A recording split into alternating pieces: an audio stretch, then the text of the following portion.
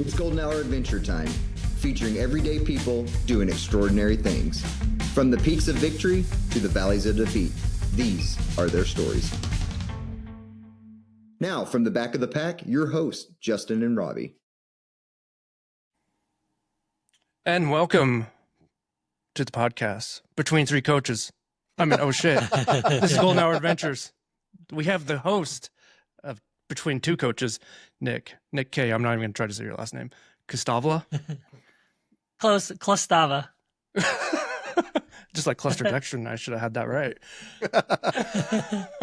I feel like we got to get Nick a hat though, because he's without a hat, and this is, if you come on the Golden Hour, you got to be wearing a hat either backwards or, flat bill. I'm not a hat guy.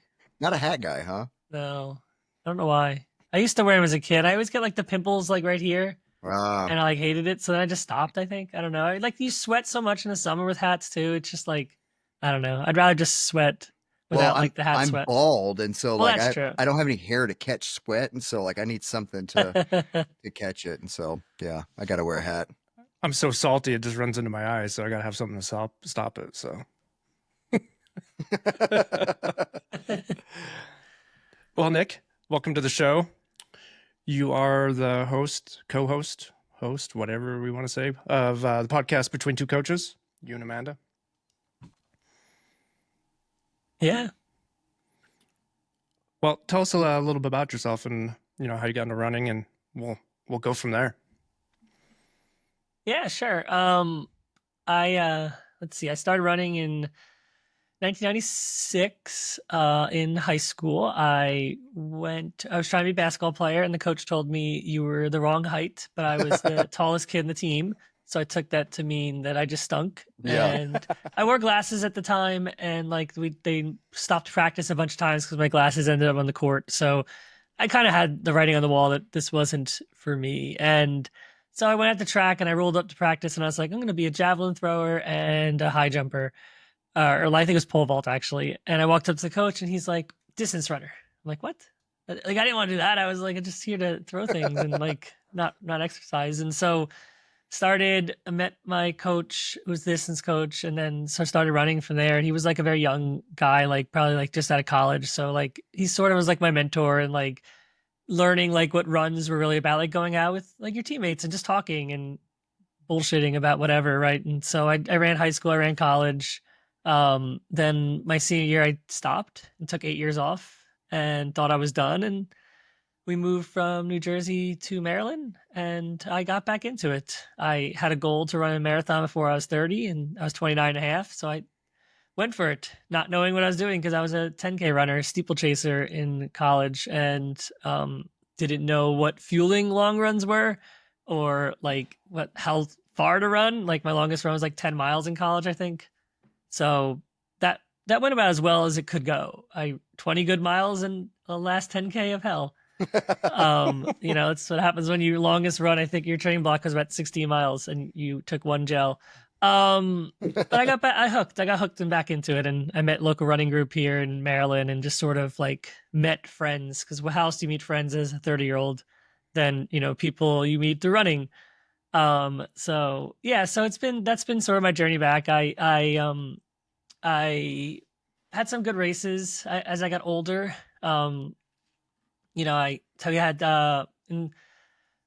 a 2.5 hour marathon and a 1:10 half, and I did some ultras we could talk about, but just enjoyed running, working my way back from, taking years off and struggling with where you used to be versus where you were. So you went from 10K to blazing half marathons and marathons. Basically, there wasn't much a longer distance on the track, but yeah, it was a hard transition to understand what it's like to run that far. So you said your best marathon was 2:30. What marathon was that? I did that at CIM, California International Marathon. Okay. Then your half was 1:10. Where was that one at? I did that at Richmond and then at Virginia Beach. Twice? One was a 1:11:02, but I like to round down. It's a 1:10. Yeah. He remembers the exact numbers. Yeah. You do. I don't know why. Well, I'm interested in the.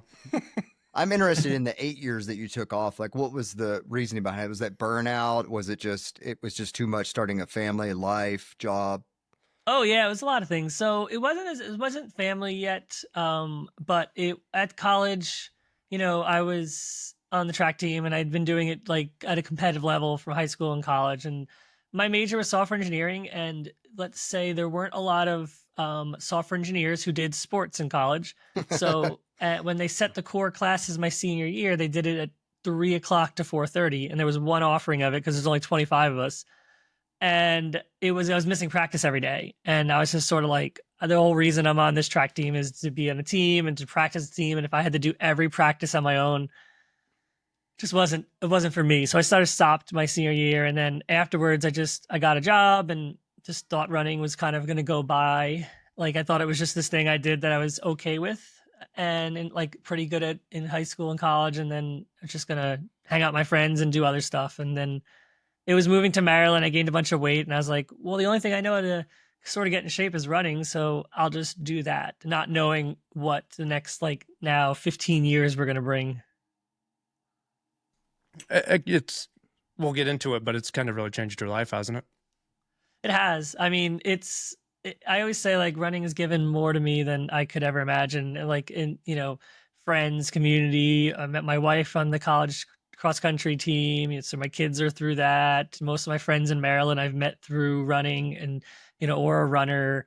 I'm a coach through running. I have a podcast about sort of coaching. So yeah, I mean, so much of my life is ingrained in this one constant that's been in my life for, let's say, 29 years now in some shape or form. Even when I wasn't running, I was still like talking about how I ran or watching, like, Western States or whatever race it was on the TV or I could find on Twitter, Barclays, whatever else I could just dabble in. All those years when I wasn't running, I was still following.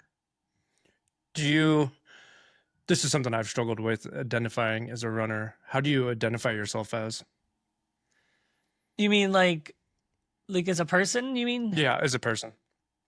Like, a runner's a part of it. I try, and it's more as I become, so for many years when I was just running for me, it was easier to like disconnect and be like, okay, I'm running, I'm doing this, but I'm gonna hang out with my friends and do whatever. I have a lot of friends from younger or through my wife that don't run at all, right? And so if they see me wearing a Garmin, they're like, oh, you run.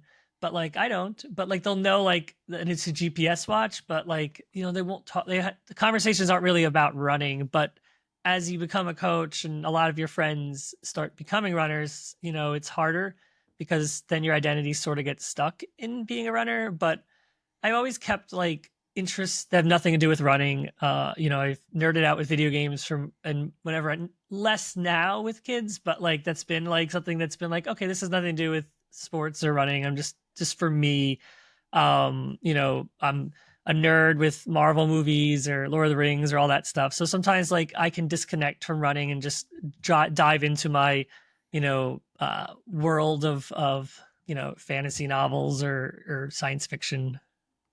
Yeah, I think that's a hard thing to kind of break apart because, we're constantly surrounded by it. Just like you said, like we have podcasts, we, all three of us coach. We are runners ourselves, like training out for, training and spending, I'm currently in peak. So I'm 10, 12 hours a week running myself, social media, Nick, you're an influencer as well. And so like it's like all of that just, you just automatically, you identify as a runner. And so it's hard to step away and be like, well, I also do this. But it's Yeah. tough. Like I'm a beekeeper. I like beekeeping, and so that's one of my hobbies outside of running. And but no one's interested in beekeeping. There's a whole Instagram. What's that woman who does bees? Oh, like, the Texas the bee lady or Texas. something. Yeah, I yeah, watch her stuff all the so time. fascinating. Yeah. I'm never going out there without a bee suit on. Another good That's day not of me. saving the bees. Oh yeah, she does say that. It's a little tagline. I watched one the other day where there was just a bunch of bees, like they were like kind of on the sidewalk, and someone called, and it was like 4 o'clock, and she goes over there and she's explaining how if they're buzzing and they're trying to find the queen, whatever. And I was just fascinated. And she's like, oh, I think the queen's dead. And the lady's like, "What are you gonna do?" She's like, "I'll give him a new queen. Don't worry about it." I was just like, Pulls out of her pocket. yeah, Got a pocket queen. yeah, like in a little tube, with the little mark on it. I was like, I was just like, I don't know if it was like cute. I don't know. It was kind of weird. I'm interested in the steeplechase because that's something my daughter's interested in. Oh, is the yeah. steeplechase. I don't know. I mean, I know you jump over hazards or whatever they call them with water, but she was also telling me there's hurdles in there. I don't know. Yeah. Tell us about the steeplechase. Oh, it's wild. So I don't know. Some part of me thought I was athletic, and so I ran a D1 school, and I felt out of my element a lot because I probably wasn't D1 caliber for the 5K or the 10K, and I was like, well, the steeplechaser could be my equalizer at the time because I was like, I can jump and I can like be somewhat athletic, and I don't have to be as fast. I thought at least. It was hard. So essentially, in practice, you'll use just a lot of the times just regular hurdles that the hurdlers use to kind of get familiar. The barrier is not like a hurdle. So when you jump and hit a hurdle and it like falls over and you're like, oh, no big deal. If you ever watch the hurdle races, you just kick it and it falls. If you kick a barrier, it does not move. You fall. And so like, that one for sure. I mean, we've all seen videos of people jumping over the water pit one and tripping and falling in the water. So like those things are absolutely a part of it. But it's interesting because there's so much. You're on a track already, and you always want to stay in lane one, right? And so everyone's kind of like in lane one trying to go over his barrier, but then we all got to kind of give ourselves space so we can get over it because everyone's like, it's hard to get your stride perfectly timed. So you're like chopping your steps before it, not tripping over someone else, landing, making sure you don't land on someone else. One year I jumped over the water pit and two people in front of me like tripped over each other and they're laying on the ground. And this was like fourth lap. And it was probably my best race there was going to be. And in my head, I was like, you know what? I'm going to jump over them. And so I go to as soon as I land over the water pit, they're on the ground. I just land and I go to jump over them and they get up. They flip me over. And then by the time I get up after all that, I'm in last place. And I'm like, oh no, it's like, what a dumb move. I could just took one step to the right. And it was like late in the race too. It was so dumb. It's one of those moments where you're like, man, why did I try to double hurdle a person on the ground? But yeah, it's a super fun race because there's so much more going on than just like, oh, just run as fast as you can for 3,000 meters. What's the distance on the steeplechase? Are they different distances? It's always 3,000. So it's like just under 2 miles, a little bit under. Then the water feature, is the barrier like hurdle height or is it a different height? They're all the same height. So women's are a little lower than men's.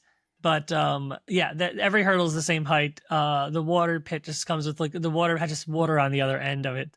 Now, sometimes like you can see it's weird based on the track. Sometimes like it's on the inside and sometimes it's on the outside. Those little things like that can kind of be a tiny bit different where the water pit is located because of how the track's built. But for the most of the time, it's just on the inside of the track when you go around the turn. Okay. Yeah, that's. I remember watching something when I was younger, and do you land on? I remember someone landing on the top of it and like jumping off the top of it. Some people hurdle the whole thing, and most people land and push off. Like you kind of jump on top, put your foot off, and kick towards to get as much over the water as you can. And some people just hurdle the whole thing because they're nuts. I don't know and you're trying to run as fast as you can. Yeah, I mean it's a fast race. I mean it's like a little faster than mile pace, right? So you're moving really quick. Wow. I hope she does it. When she signed up for track, and she knows I run, but she doesn't know what I do for running. I've explained it to her, and I think she finally knows when she went on her first trail run with me a couple weeks ago. She told me she comes home. She's like, I'm going to do hurdles. And I go, why are you doing the hardest thing in track? And she looks at me and she goes, I think it's the easiest. And I said, well, you got to run and jump. That's a lot of coordination. She had a difficult season this year, and I get it because those, watching those kids just hit those hurdles and, face plant and then roll and get up and they're bleeding. And her track that she runs on, they just redid over the winter. So it was super, abrasive.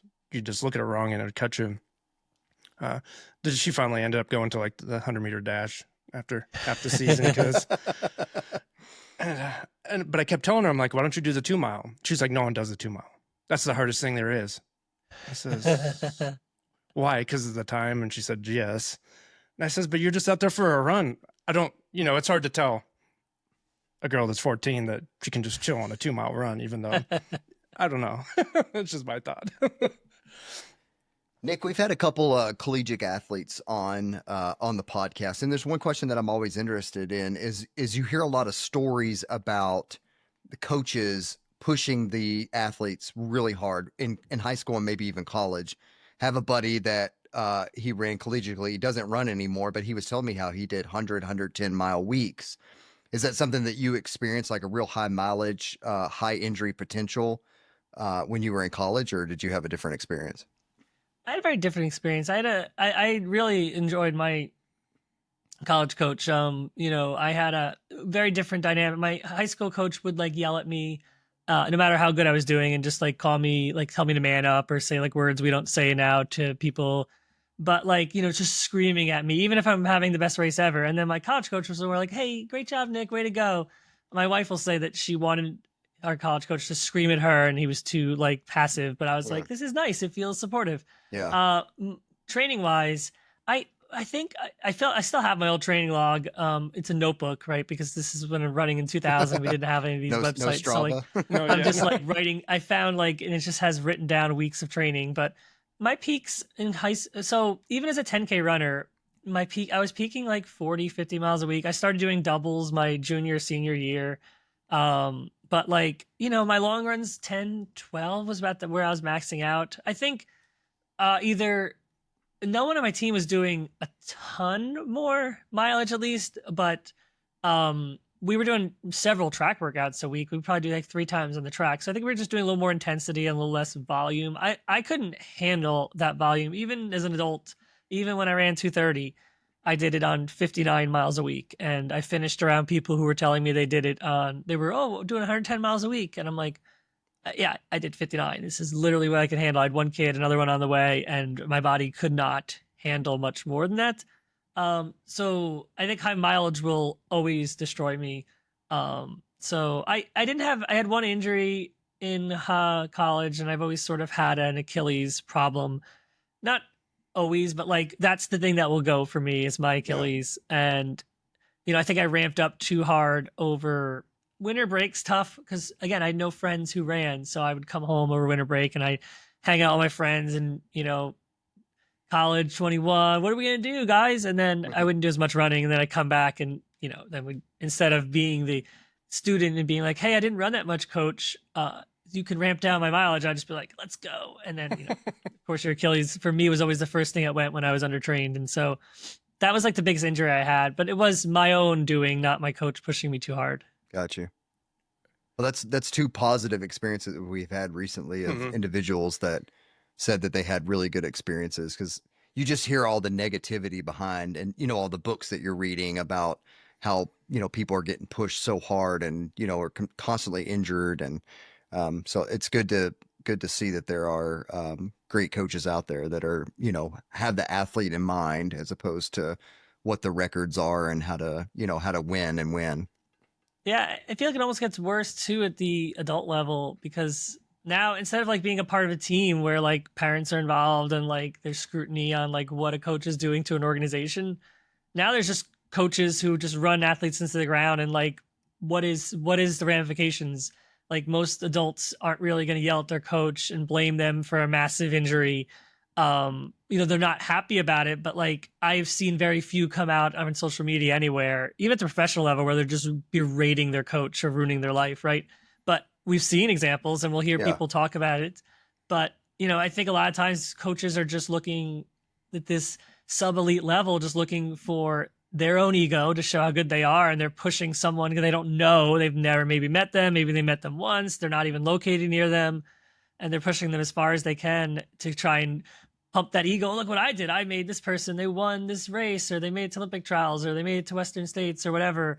I did that. And it's like, and so I think it happens a lot now. It's just definitely, there's no reporting about it because there's no one to tell the stories about it because people just move on.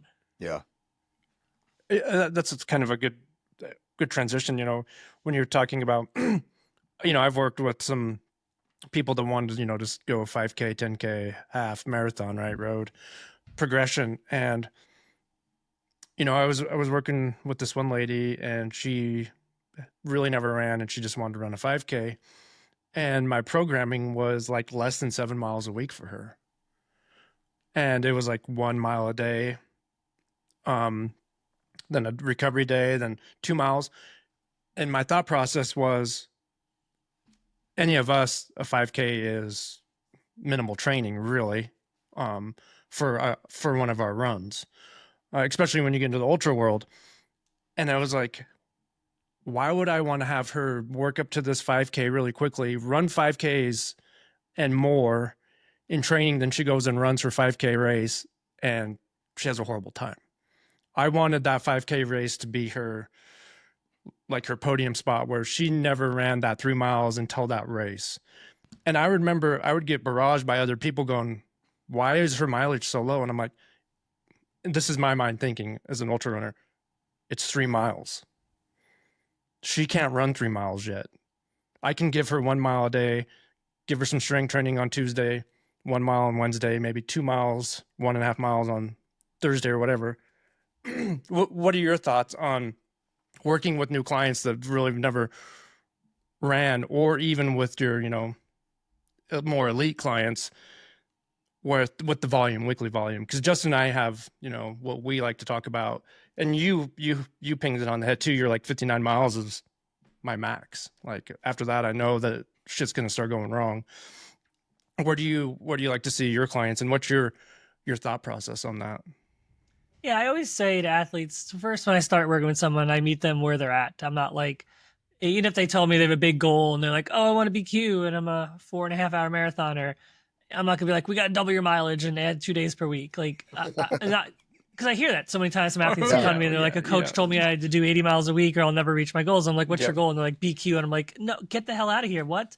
Like, there's nothing wrong with, like, so what I mean by meet somewhere they're at, right? First, for starters. And then like mileage, there are people who benefit from more high mileage and there's some people who benefit from low mileage, right? I've known for most of my life, I will be the best runner I could have been with mileage in that range and more intensity, because I have fast twitch muscles and a lot of people don't. I came from a career where I built up a lot of fast twitch muscles and just have had it, right? And so that said, some people do benefit from more mileage, but there is a limit, and some people don't take their life into consideration on the mileage. And so when I talk athletes, most of the time it's helping them do less, right? That's literally the job of a coach, a running coach at least, is everyone wants to do more. So here's less, because I know you need less. I don't even need a long conversation to know from most athletes that what they really need is less volume to achieve their goals and work towards the volume that they want, right? And so most don't do enough speed work and most do too much easy, right? And so they get that wrong and they're like, oh, I do one speed workout a day and I do 80 miles a week. I'm like, well, like that's like 2% of your volume is probably speed. Like that means you're doing, well, we're doing a little harder on my long run. I'm like, well, it's not hard. It's probably not hard enough to really matter. Like, again, and this, I'm talking more marathoners, right? For ultra runners, a little different. But that said, so I try and get people to a point where there's enough intensity to meet the volume, and that makes sense. And if we're going to increase the volume, then can you fit in more intensity? Mm-hmm. If you cannot, then we're not going to increase the volume. And then the other conversation I have is, are you willing to do all the stuff to support more volume? Are you willing to eat more? Are you willing to recover more? Like, do you have the ability to? Like, is it going to be, oh, well, my recovery will be while I'm at soccer practice, laying there with my kids, and or like, running from event to event all day Saturday and Sunday. I'm like, well, that doesn't sound like great recovery. Like, are you? And if like that adds up over time, it will kill you before we get to our race.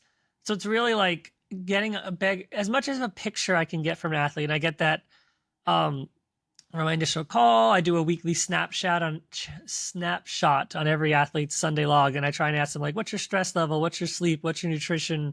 Like a 1 to 10 scale. Like, tell me how your training was this week and what do I need to know? And from that, I can ascertain so much information about like what's really going on in someone's life. And like, can we handle more volume or not? So, long way of answering your question. It's like each athlete's different. I've trained people who've broken 3 hours on 40 miles a week. I'm not a high volume guy. I would rather have my athletes do a little more intensity than just pound out miles.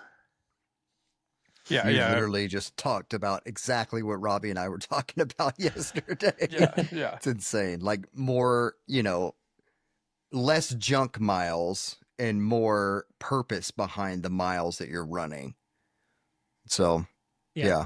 And that's where it gets weird in the ultra world, right? Because time on feet is a thing. We know that. But back in the day, when I started running and Anton was running 200 miles a week, I thought that was, what we were all supposed to do, even though I don't have Anton's, background or any of that, but it gets out there. And I think people get the wrong taste of these elites. And we've seen it with a lot of elites in the ultra world that are come and gone. I mean, they may be the last 1 or 2 seasons and they're gone, Yeah, I was just about to just say, where's Anton now? He ran Leadville like 3 years ago, but you never hear about him. Mm-hmm. And it's like, and Timothy Olson, I mean, he came out strong and then just disappeared. There's Jeff Rose. I mean, we can keep naming them off that came out. There's no longevity. Yeah, that's what happens. But someone does something, has a little bit of success, and everyone mimics it, right? And it's like sort of why I love what my old coach David Roach is doing, where he kind of talks about like doing it his way. He's very big on science. He's very big on, I just want to run as fast as I can and like eat as much as I can, right? And he's doing it in such a different way that I think is like always interesting, because like if it is successful, everyone's going to do what he's going to do next, right? And then we're all going to have a different conversation 2 years from now about no one does any long distance anymore. No one does any mileage. Everyone just runs fast all the time. But like that's the trend that we do in this sport, right? We just mimic. I mean, it happens in all sports. We always hear about it in NFL, or we copycat league. So same thing in running. David Roach is throwing it down though. Yeah, he is. At I think Quad we're all Rock, gonna what he shave off of his like 2 or 3 hours off the Quad Rock course record? It's like, God. I don't know. And that record's been around for a while. That was a stout record. He shaved a lot of time off that course record. And that's a tough And course. he's also a real big component of high carbs too. And that's, I mean, I know high carb is like the buzzword right now, but he's really like dialing in the science behind it and using it to his advantage. Yeah. I think, maybe this summer we're going to see everyone puking on the trail during races because they're going to be all high carb in it. And they're like, I got to get my 300 calories in an hour or whatever, at one time, 10 ounces of 300 calories. So Nick, you recently, quit your job to become a full-time coach. I did. This is, it's something I've always wanted to do. I got in, personal training 2010, and that was my goal, to quit my job and become a full-time personal trainer. But I'm scared, still scared. It's easy for me to work for another company that has to hold their end up, and I get paid every 2 weeks. Now you're in charge of your own destiny. Like, what was your thought process, and how do you feel now that you've quit your job and, leading up to that? Were you scared? Are you still scared? All those fun things. Yeah, I'll always be. I mean, I'm scared. I'd still be scared. I'll probably be scared for a long time. It was weird. So I had this government job, 2019, and then two of my friends asked me to coach them, and so I sort of did. And then I sort of grabbed a couple other athletes on my own, and I had like 4 or 5 local athletes. And I was like, oh, I like this. And then I reached out to Lift From Perform, which was a running coaching company. And I asked if I could join their team, and they'd all female coaches. So I was like, I don't know if they're really going to want this. And then they did. They said, sure. And so I started with them, and I was like, I'm just going to take like 5 to 10 athletes, and that's it, because I have this job. And then COVID hit, and we started working from home, and I got back my commute time, and I was like, oh man, look at all this extra time I have for activities. And so, I started taking out a little more athletes and started loving it, right? Like, I was just getting people that I was resonating with, and like so much fun to be a coach and be involved in their lives. And like I would go to races and it'd be fun. So I really just started taking off. And, I coached someone to the Olympic trials in 2020, and then another athlete in 2024. And so I started thinking like, hey, like I'm enjoying this thing. Like maybe I'm somewhat good at it, but I'm not going to quit my job, right? Like I have this job and I love it. And like, so a couple things hit, right? So in 2024, I went from Lift from Reform to Running Explained, and Elizabeth from Running Explained asked me to be like the head coach of her one-on-one programs, so sort of like leading all the coaches and trying to grow it. And she also has a lot of stuff she does from Running Explained standpoint in the running world and like opportunities for growth. Like, so not necessarily me having to figure everything out, but work with someone because I feel like I'm very good in an environment with someone else versus like me sitting by myself being like, okay, let's figure out how to make money today. And so that hit, and then I was like, well, I don't know. I'll just still think I'm gonna keep this job. I started finding over the years, like my kids were getting older and they were doing a lot more sports, and I was missing stuff. I would do my training logs on Sundays, and they'd go to the pool, or there'd be some sport going on, or something during the week, and I'd have athlete calls, and I felt like I was missing a lot of stuff. And I felt, deep in my soul, I had a very absentee dad growing up for various different reasons. Nothing like this, just he didn't want to be around. But I was thinking to myself, like, my kids are going to be in their 20s and they're going to talk about their dad and they're going to say, oh, he was working. He was never at my games or never at my stuff. And I was like, I'm going to feel like an absentee dad to them, even though I was like trying to do my best. And so like that really hit me hard. And so, and then, working for the government is an interesting world in 2025. So sort of feeling a lot of, stuff. It's fine. I mean, it's a job, right? So, but knowing that I had this backup option, and I've always said to myself, hey, Nick, if something changes with your job, you have this backup option. You've been doing this part-time for all this time. You could try it out. And so as things sort of changed and I just wasn't feeling it as much, I said, why don't I try this out?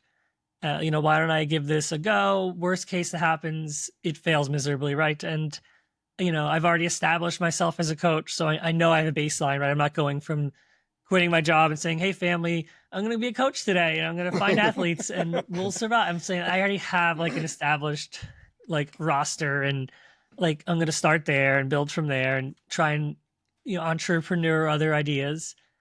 But, it was really a lot went down to having flexibility in my life and like being able to take my kids to the bus stop and pick them up at the end of the day and be at all their sports. And like that felt right for me at this point in my life.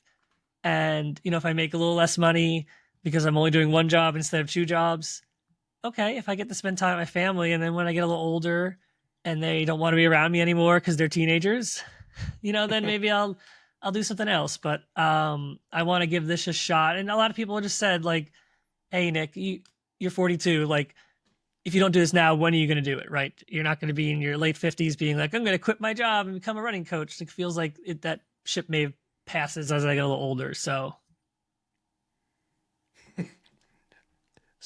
when did you officially quit your job? How long have you been full-time coaching now? Oh, so let's see. Wednesday last week was my last day. So this is all new. Well, and technically, I had to actually go back in the office on Wednesday and sign a piece of paper. So Thursday was technically my first day. So this is brand spanking new.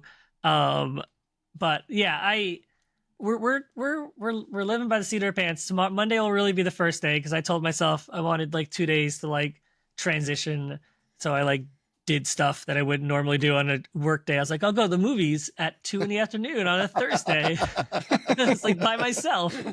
So Monday's like the first day of like the new world. What does your plan for Monday look like? Yeah, everyone keeps asking me that, which is fine. Even my therapist, like I got like 3 people asking me on Instagram, what is your day going to look like? I'm like, guys, I don't even know yet. No, that's a perfect answer. No, I sort of do know. Like I have a lot of, there's parts of me, right, that I'm trying to grow coaching, right? So I would like to take out more athletes. I think that'd be a fun start, but there's a limit, right? I know some people coach 150 athletes. Kudos to them.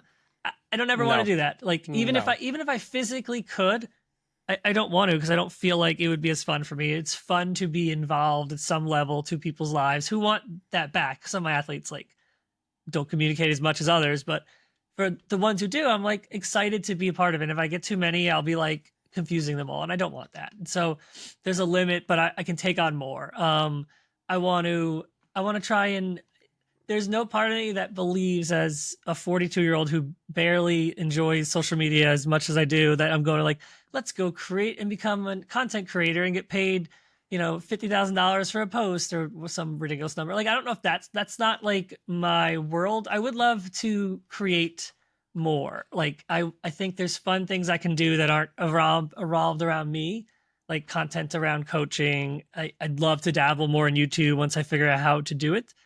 I want to also try and build out new ways to bring coaching to people that isn't necessarily an generative AI app that's like built like Terminator to destroy you, right? Like, and I won't say name names here, but like I'll say it, Runna.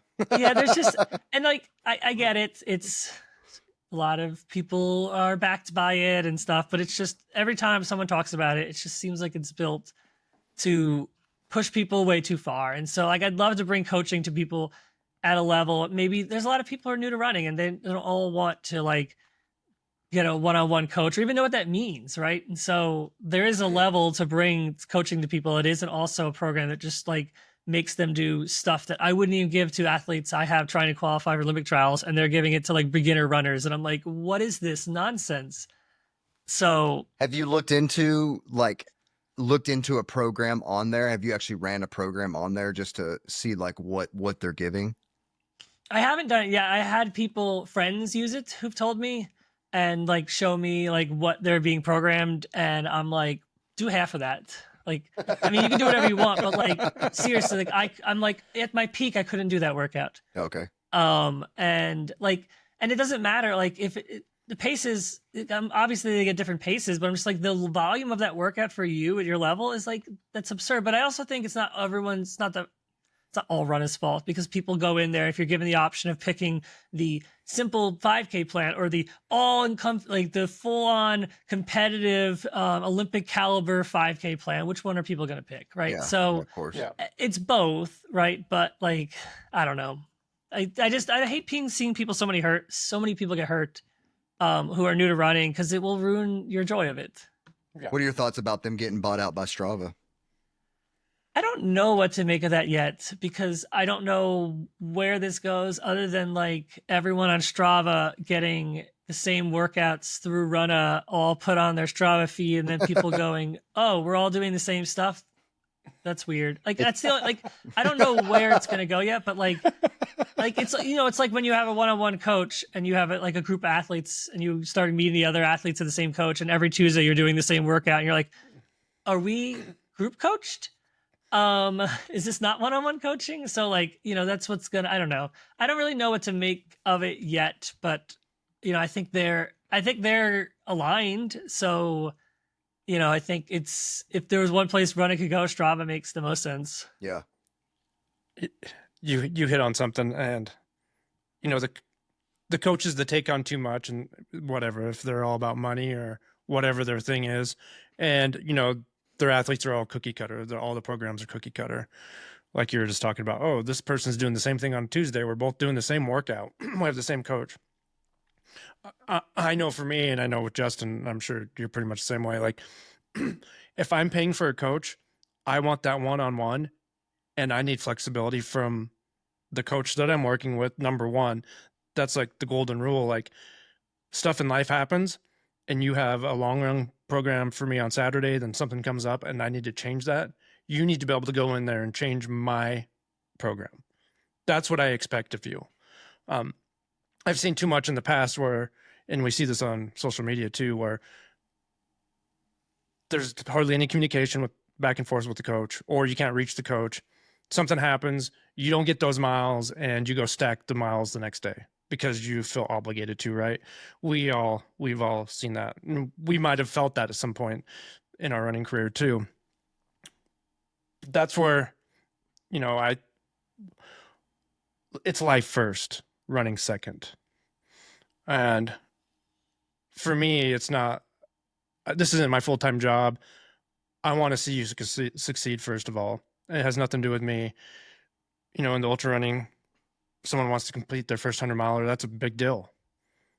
crossing that finish line is a lot of work, and Justin and I always talk about it's the journey, not the race. That journey of 6 to 8 months training, you run that race in 30 hours, it's all over, and you've done that goal. How do you work with your clients when stuff pops up? Do you make yourself available as much as you can? Talk us a little through how you go about coaching your clients. Yeah, I love what you said. Like, it's about the journey, right? Like, I think as a coach, like, you're really taking an athlete through the hero's journey, right? Like, this idea of like their transformation that they're going to have as a human being, right? Like, running is going to make you a different person, right? It's not, you will get fit, you will chase big numbers on a clock, you'll remember those numbers, but like they'll mean less as you get older. When you tell some random person at a bar you ran 2 hours and 30 minutes in a half marathon, they're gonna be like, oh, that's fast. Like, and someone else will walk in an hour later and say, I ran 4 hours in a half marathon. They're like, that's fast. Like, it will mean less the number, but the journey and the memories you have along the way will always mean so much. And so, to answer your question of how, it's very important to be invested in your athlete. I think coaching has changed a bit. There's a lot of, I want to say, old heads who've been coaching for a while who seem to not understand what athletes are looking for these days. And they seem to get real mad about like athletes who, are either listening or like, or influencers who are, aligning more with athletes that they think they should have. And it's like, well, I think you're missing what people really want, right? People want, you to be invested in them. They're investing their time, their goals, their money in you. They want you to be invested back. I've heard horror stories of like coaches who didn't even text their athlete after a race, and text right in final surge, right anywhere after a race and say, congratulations, what a great race. Or even if it was poor, like, I'm sorry you had a rough day, but way to go. Like, have some communication on race day. Like, I don't expect you to like text me 5 minutes after the race is over, but like that day, make sure you communicate with your athlete. That's their big goal race, not their random 5K they did during training that, but like but still like make sure that's a big deal. And I've had athletes leave their coaches after they ran a PR because their coach didn't even seem to notice. And I'm like, that's a little thing for you to do as a coach. Like, go do that. And so like working with athletes to help adapt is like the whole point, right? So, we use Final Surge is what I've used. I tell athletes when an injury comes, all my athletes have my phone number, and I've had limited abuse of it. I will probably get better at my boundaries now that I'm not hopefully working as late, but like when my work time was when the kids went to bed from 9 till like too late, I would answer texts too late. I'm hoping to set a little bit better boundaries now that I'm going to work during the day. But I tell athletes to text me if an injury pops up because that's the quickest way to get me. I'm not going to be in the training log every day in everyone's log. But like if you're injured and you're questioning whether you should run the next day, send me a text and I will instantly tell you don't run 99% of the time, because the answer, if you're asking me whether you should run or not, you already know the answer is you should not. And I'll just I'll be the bad guy and delete it out of your log for you so you can't even see it. Yep. So that's how and then when it comes to like adapting or moving things around, like it's like listening, and it's like, when an athlete is like, I think it's important also to get things out of the log, because then people stare at it and they're like, oh, look at all the stuff I'm missing. So like there's sometimes when a runner's going through an injury where I don't like delete the whole week immediately, but sometimes if you're like gone through an injury for a few days and we're not sure what's going on, like I'll either hide the next couple weeks or delete it so they're not staring at what they potentially are going to miss. Because then they'll always bring that up later on, even if they get through the injury and they get to their race, like, but I missed those 6 workouts and one of them was this and one of them was that. And I'm like, oh no. And then they're like doubting all their fitness, even though they hit, the other 20 workouts and every other run perfectly. They missed 1 long run and 1 speed day and 2 easy runs. And they're like, oh, all that extra fitness I would have had. And I'm like, so like, I think it's important sometimes just to get it out of there. But yeah, I mean, that's so, and just like having a place to communicate. So we use Final Surge. I read anytime an athlete puts a comment in, I sort of read it. And I try and like always take notes and put them somewhere of what trends I'm seeing. Like I mentioned that weekly snapshot, I think is a great place for me to capture trends, because I'll go back and look. I'd be like, oh, for the last 3 weeks, they've said they've gotten, 1 in their sleep score, or like a 3 on their sleep score, and like a 2 on nutrition. Like maybe before we get an injury, like I'm going to adapt training and have like skip a speed day or cut a long run less or make a down week earlier than I would. and just communicate to them like, hey, I see a lot's going on. Let's do this, but also try and do it in a way where they don't feel like they'll stop sharing in the future, because runners never like to do less. So if they find that like communicating with me means I'm going to change their training, then they're gonna like communicate less. Right. So it's like that fine line there too. Cause this is the stuff like people don't know we as coaches think about when like we're trying to do these logs of like, oh, I want you to share with me, but I know if you think you share too much, you'll stop sharing. So now I have to be careful with how I do it. I was so the coach I was working with for quite a few years. Every Monday, I would, he was old school. It was all email. There was no final surge. It was he would email me the schedule for the week. Then I would take that email, then just reply back. And I was being a personal trainer and all that other stuff, I was the person that was always over communicating. And he would be like, sometimes like, I don't need to know this stuff. Like, I'm letting you know because next week I got all this stuff going on. You're going to have to change my schedule. If you don't, I'm going to. Like, I'll just do it on my own and be on the fly. Like, and Justin and I were talking about this yesterday. Like, for me, coaching is, I don't like to write my own programs because I won't hold myself accountable. It's easier. That's why we hire coaches, is for someone to hold you accountable. Because Nick, you just wrote that program for 2 weeks. I'm not going to let you down. I'm going to go do it. That's where I look at it. But then we always, sometimes have those clients that don't talk to you for a month, and you're like, are you doing anything? Like, you need to get on Strava. You need to get your final surge hooked up because I don't see anything. Then, they throw up all this last month of personal issues and everything else. And you're like, well, this isn't a setback, but you didn't do what needed to get done. I have to go back, as you guys know, and change the whole programming because we've missed a month of something. It's okay. Life happens, but I just really think that's an important thing for the athlete to communicate.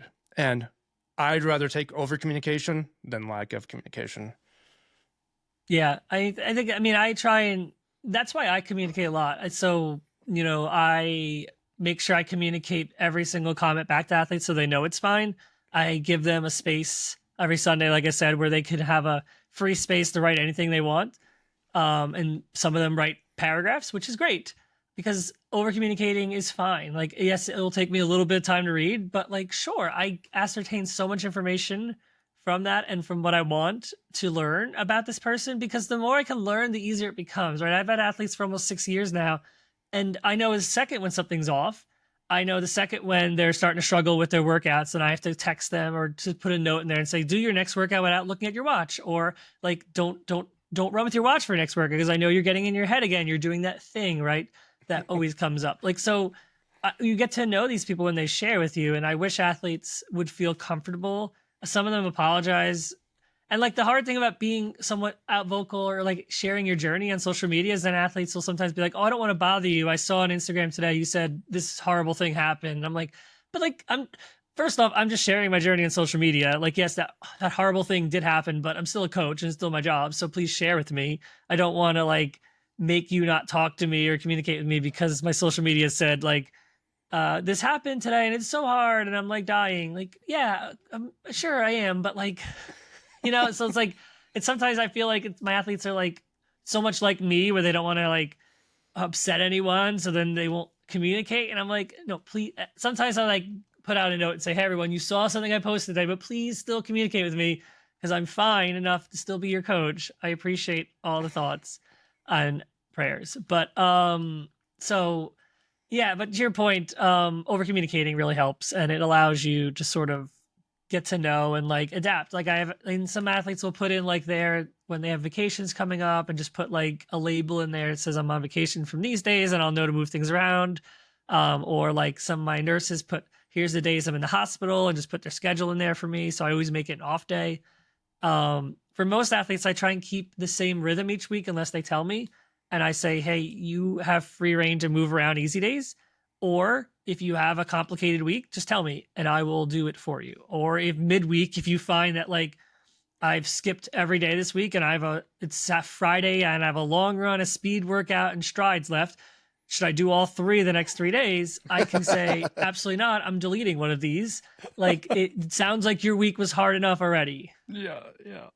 Oh, I love it. Justin and I could sit here and talk about coaching forever because we have so much passion in it, and we'll end here kind of with the coaching, but I would love it when the clients would over communicate their run or their race, kind of like giving a race recap, and I got to share a finish with one of my athletes one time, and that was something I was almost in tears staying there because it was a grind for the last 6 miles, and she was in tears that whole 6 miles, and just the sense of accomplishment we get. Yes, we're being paid, but we're still human beings, and sometimes we're living through those clients. It's just, we put a lot of hard work into it. They're putting in a lot of hard work into it. And it's so cool just to watch people accomplish like stuff they never thought they could do. And we're kind of over here standing in their corner like, hey, I helped you. Not egotistically, but that's what they hired us to do, was help them meet this goal. So I want to move on to your podcast. Yeah. Justin and I were both guests on your podcast. We've had Amanda on here. I don't remember what episode that was. Oh my gosh. I should have looked. That might be on Zoom still. Yeah. So tell us about your podcast with Amanda. Yeah, it's called Between Two Coaches, and so we try and talk about a lot of running, fitness related stuff. Amanda wanted to make sure there's a fitness element because she is fitness. That's a lot of her job, but I think sometimes we kind of steer too much towards running, and she doesn't love it. But it's fine. We're trying to make sure we do both. But so we try and bring a little bit of reality into the fitness world from a coach's lens. And so we have on experts, or her and I talk about things that are going on in the community. We just had an episode about, caring in this world where caring is lame, or it feels like when you don't try, it's cooler. It feels like that whole thing's back. You see so many people like, I ran a marathon, I didn't even train. And everyone's like, wow, you're amazing. And I'm like, no, what? Trying is cool. Caring is cool. So we had a whole episode just kind of like fighting about that stuff. So we always try and bring like a little bit of extra attitude or just our feelings towards it, but from a coaching lens. Nice. I really, when I was on there, I was talking about my addiction and my cross addiction with running, and Justin had his episode on there. Justin was one of the early on ones for you guys too, I believe. He was. All right, Nick, we're going to do some quick fire questions. All right. I'm ready-ish. You should know the answer to most of these. There might be one or two that are going to be a little hard. Your go-to footwear. Go-to footwear. I have like 3 pairs. So I like the Brooks Ghost for like easy days, or the New Balance Super Comp trainers. I like the Saucony Speed for speed workouts, and I still have a carbon plated shoe. A race day shoe probably would be the Vaporflies, but I haven't run in them in a bit, so I don't know. I need to find a new race day shoe, but those are my go-to shoes. I love that they're all different brands. Yeah, I like to mix it up. I can never be sponsored by any brand. Go-to nutrition. I like this SIS beta gels. I fall in love with those. I got destroyed by Spring Energy Gel in 2023. Awesome sauce. Were you throwing up at mile 30 though? No, I wasn't throwing up. I was just like, I couldn't understand why I was so underfueled. I was like, I am crushing this 80 grams of carbs an hour, and it was more like 40. I was like, oh no. So you like the Swiss beta?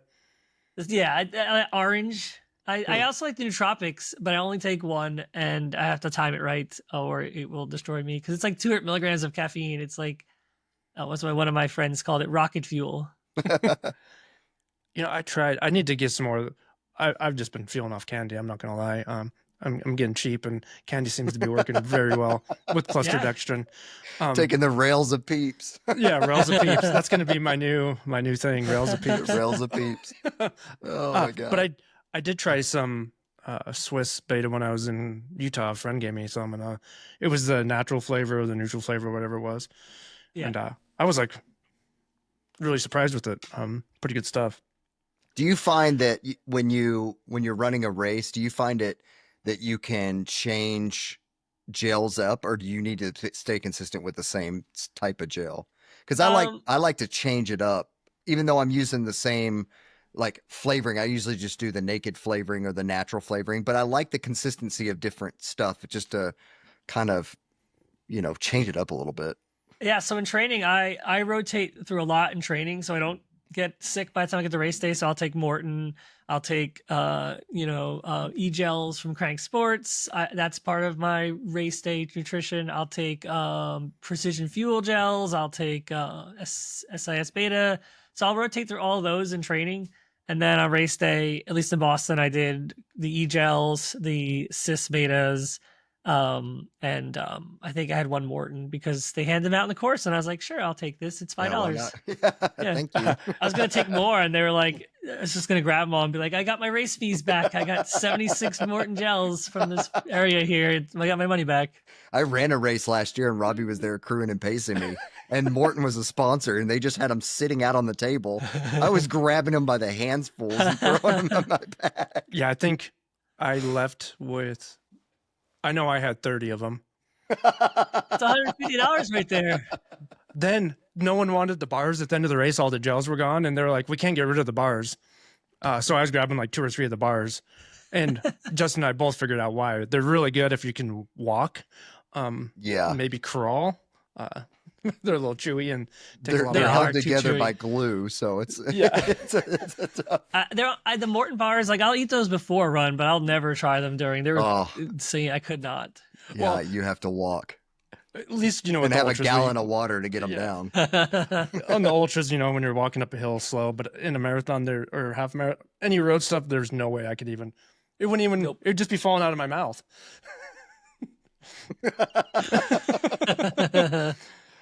All right. They are chewy. Yeah. Go to clothing. Oh, probably Rabbit. So it's what I still have most of. I was sponsored by them for 2018 to like 2022, and so I bought a ton of stuff, and it still fits. And running gear is so expensive that I just stick with it. Although I did get a pair of Bandit shorts that I've enjoyed, although like it cost me like most of my life savings. But they're really comfy, so it's fine probably. But Rabbit's probably the one I have the most of. Who's Bandit the Satisfy of? I think Bandit is the Satisfy of road running. I was gonna say I've never heard of Bandit. Have you heard of Have you heard of Satisfy, Nick? No, I haven't. But Yeah, I kind of get what you're saying. I gotta get what you're saying, but they have a moth shirt that's like $300. It's a half cut shirt that's been eaten by moths, and it's literally like $150 or something like that. Yeah, ridiculous. I think Tracksmith's probably more than Bandit. Oh yeah, Tracksmith. I forgot about that. Like Tracksmith one year sold a $500 gold chalice gravy bowl on their website around Thanksgiving, and someone bought it. Because it was. I mean, they could have just taken it out of stock. I don't know, but like it was definitely for sale, and then it wasn't, and so. They're the priciest. Bandit's like a little bit cheaper than them, almost like affordable, compared to Tracksmith. Wow. That's funny. Do you carry like handhelds, or do you ever wear a hydration vest? I do not have a hydration vest, but I do carry a handheld more in the summer than I do in the winter. I do a lot of my runs, though. I'll do 2 things. If I'm going somewhere like we have this like flat road, a rail trail by me, I will park my car like mile 6, and I'll go out 6, come back, stop go out a couple miles, come back, stop in my car, like do a whole refuel thing, and then go out the other way and come back. Or if I'm home, I'll loop by my house a bunch and put stuff on the front porch and like take it and go with me. In the summer, when I do runs with athletes, I'll carry because I want to be a good example. And if I'm yelling at them to take, then I'll be like, But definitely when I was younger, I definitely neglected, carrying something. And we'd have in the summer, I'd have a lot of like 50-50 good runs. One would be good and one would be bad. And I'd be like, I don't know what happened. Then as I get older, I was like, oh, these would all be good runs if I just, took water and hydration with me and my gels. Yeah, I get that. All right, here comes I got two fun questions. If you could be any dinosaur, what dinosaur would you be?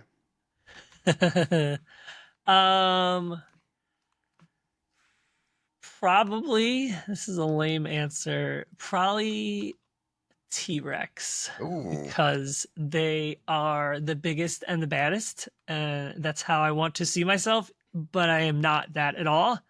But if I was a dinosaur, I'd want to be the baddest. I Is like that the first T-Rex, Robbie? I think so. Yeah, you're the first T-Rex. Hey, all right. The Bronchiosaurus is a popular one. That's just fun to say. But I that was one that came to my mind. Where I was like, I don't know. What is he gonna do? Like T-Rex is like the best. I want to be the best. Yeah. He's gonna stand there and be majestic and eat off the top of the trees. Are they the ones that are vegetarian too? Like, what is that? Yeah. Like, get out of here. Yeah. All right. We've got a new question that we're gonna throw out there. Ooh. If you could listen, you have to choose one song to listen for the rest of your life. And if you want to listen to any music, it can only be this one song.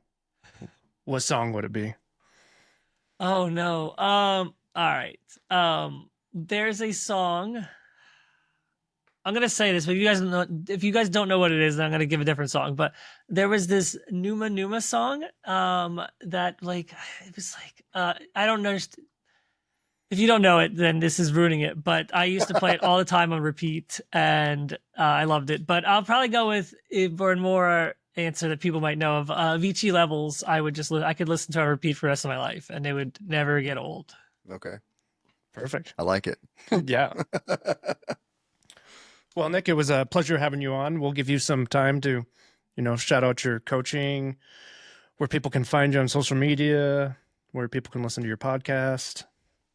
Yeah, cool. On social media, N Klastava, Klastava. I'm the only one. There's no other Klastavas that I know about. My podcast is Between Two Coaches. That's TWO, and we are on Apple, Spotify. We also have a Patreon. For coaching, you can find me at Running Explained. I'm one of the head coach over there, so you can hit me up there. If you're looking for coaching, you can hit me up on Instagram, my DMs, or anywhere. And I think that's all the things I'm doing. Oh, I have a Substack. I've started writing, so if you want to read some of the things I'm writing, you can find me on Substack, also at Nick Klastava. So, yeah. I have claimed that name all over the internet. Yeah, I Googled you before we started, and all your stuff popped up, so it's working. Yeah. I read through your Substack. I've never looked at Substack. I hear about it, but I'm weird. But I like that. It's pretty cool, actually. It's cool, like a little news thing you can do, or whatever you want to call it. I have no idea. Yeah. Robbie's old school. Yeah. Yeah, I'm still learning all this stuff. Well, Nick, it was a pleasure. It was fun to talk, coaching. I think we need to talk more coaching in the world of running. As we hit on, there's a lot of running is getting popular, road and trail, and being able to access a coach is very easy these days. Back in the day, it wasn't so easy before the internet. I don't even know how that would have went to work. I think you would have to just know someone and, be in-person coach with them, like as a personal trainer type thing. But that was a fun chat. And if you like what you're doing and you like Nick's story and you want to hear more of, stories like Nick, leave us a review on Spotify, Apple, wherever you get your podcasts. Don't forget to subscribe to YouTube. Leave a review on YouTube, and we'll see you on the trails.